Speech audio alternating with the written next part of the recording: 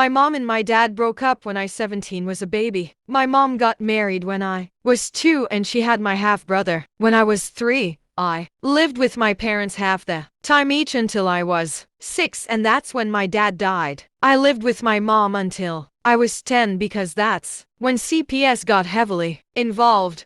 My half-brother has issues. I don't know what those issues are. He's just really violent even all the way as a young kid. He was like that everywhere, choking, punching, trying to stab people, all kinds of stuff. When I was 10, he tried really hard to push one of his toy cars down my throat, and he was grabbing my neck and squeezing. He left marks. I ended up hitting him really hard to get him off me, and he got hurt too. My paternal grandparents offered to take me when CPS said it wasn't safe to continue like it was. My half-brother had lots of trouble at school too, and he had some child welfare person who spoke to him once a month at the time. I don't think they were CPS, but maybe they were. My mom didn't agree with me living somewhere else, but it was either me or my half-brother, and his dad wanted him with them, so my mom had to give up the fight eventually. CPS and the judge and gal said it was not safe for me or any child while my half-brother was there. I had a good life with my grandparents and I was happier with them anyway. I got to go to a different school in another district, which was good for me because I didn't have to hear about my half-brother hurting other kids or hurting teachers. There was some shit with my dad and my mom's husband, so he didn't like me very much. Then I hated being forced to play with my half-brother because he attacked me every time, but mom said we needed to have each other's backs like brothers do. I saw my mom a handful of times since I was 10.